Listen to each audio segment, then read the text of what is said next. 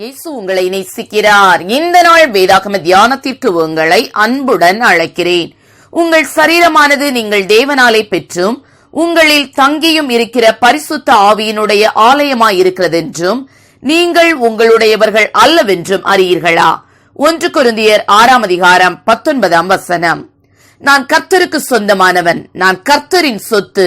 சாத்தானே, உன் கரங்களை தேவனுடைய பிள்ளையாகிய என்மேல் வைக்க முடியாது என்று நீங்கள் சத்துருவை பார்த்து மீண்டும் மீண்டும் சொல்லும் போது அவன் ஓடி போவான் என்று ஊழியர் ஓரல் ராபர்ட்ஸ் அவர்கள் பிரசங்கித்தார். இந்த பிரசங்கத்தை கேட்ட ஒரு சகோதரி ஒரு வாரத்திற்கு பின் தனியாக ஒரு இருண்ட பாதை வழியாக நடந்து வந்து கொண்டிருந்த போது திடீரென்று ஒருவன் வேகமாக அவள் முன் வந்து ஒரு கூர்மையான கத்தியை அவள் தொண்டைக்கு அருகில் நீட்டி, நீ என் ஆசை இச்சைகளுக்கு இணங்காவிட்டால் உன்னை கொலை செய்து விடுவேன் என்று பயமுறுத்தினான். இவளுக்கு என்ன செய்வது என்றே தெரியவில்லை. அந்நேரத்தில் ஓரல் ராபர்ட்ஸ் செய்த அந்த பிரசங்கம் உடனே அவள் ஞாபகத்திற்கு வந்தது. சாத்தானே, நான் கர்த்தரின் சொத்து என்று மீண்டும் மீண்டும் உறுதியோடு சொல்லிக் கொண்டே இருந்தாள். இந்த வார்த்தைகள் அவன் உள்ளத்தை வல்லமையாக தாக்கியது. அவன் பிரம்மை பிடித்தவனைப் போல நடுங்கி அப்படியே நின்று விட்டான். அப்பொழுது அங்கே 3 பேர் எங்கிருந்து வந்தார்களோ தெரியவில்லை.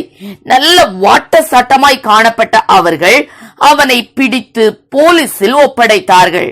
அந்த சகோதரி தேவனுக்கும் அந்த சகோதரர்களுக்கும் நன்றி செலுத்திவிட்டு தன் வழியே கடந்து போனாள். ஆம், என கருமையானவர்களே, நீங்கள் கர்த்தரின் சொத்து. உங்கள் மேல் சத்துருவுக்கு எந்த அதிகாரமும் கிடையாது. தேவன் தன்னுடைய மாறாத அன்பை நாம் அறிந்து கொள்ளும்படியும் தன்னுடைய பிள்ளைகளின் மீது அவர் கொண்டுள்ள கரிசனையை நாம் தெரிந்து கொள்ளும்படியும் இதோ என் உள்ளங்கைகளில் உன்னை வரைந்திருக்கிறேன் என்கிறார். இது அவருடைய பிள்ளைகள் மீது அவர் எத்தனை விழிப்பாயிருக்கிறார் என்பதை காட்டுகிறது.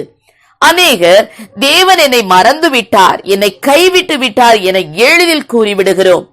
ஆனால் நம்மை அவர் உள்ளங்கைகளில் வரைந்து வைத்திருக்கிறார் என்பது எத்தனை ஆறுதல்! சத்துரு எதிர்பாராத நேரத்தில் வெள்ளம் போல திடீரென வரும்பொழுது ஆவியானவர் நமக்காக வெற்றியை ஏற்றுவார், ஜெயக்கொடியை ஏந்துவார். கர்ச்சிக்கிற சிங்கம் போல நம்மை விழுங்க சுற்றி திரியும் சாத்தான் வெட்கப்பட்டு போவான்.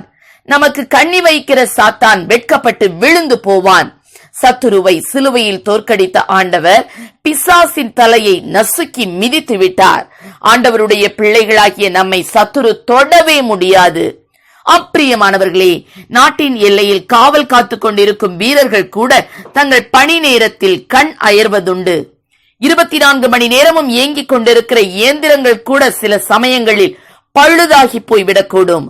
ஆனால் பரம தகப்பனின் கண்கள் உங்கள் மேல் நோக்கமாயிருக்கிறது. எனவே சத்துருவே, நீ என்னை தொட முடியாது, நீ என்னை சேதப்படுத்த முடியாது என அதிகாரத்தோடு சொல்லி பாருங்கள். சாத்தான் உங்களை தொடவே முடியாது. கர்த்தர் நம்மை ஆசீர்வதிப்பாராக. ஆமேன். ஜெபம். எங்களை அதிகமாய் நேசித்து வழி நடத்துகிற எங்கள் அன்பின் பரலோக பிதாவே, அப்பா பரிசுத்த ஆவியானவர், நீர் எங்களோடு கூட இருப்பதினால் கர்த்தாவே ஸ்தோத்திரம். ஆண்டவரே, சத்துரு எங்களை தொடாதபடிக்கு என் தேவன் அப்பா வேலி அடைத்து பாதுகாக்கிறீரப்பா. ஆண்டவரே, கர்த்தருடைய தூதர் அவருக்கு பயந்தவர்களை சூழ பாளையம் இறங்கி ஆண்டவரே அவர்களை விடுவிக்கிற தேவனாய் நீர் இருக்கிறபடியால் உம்மை நன்றியோடு துதிக்கிறோம் அப்பா. அந்த பாதுகாப்பை நாங்கள் உணரத்தக்கதாக பரிசுத்த ஆவியானவர் எங்களுக்கு நல்ல கிருபைகளை கொடுப்பீராக. ஆசீர்வதியும். இயேசுவின் நாமத்திலே ஜெபிக்கிறோம் நல்ல பிதாவே. ஆமேன்.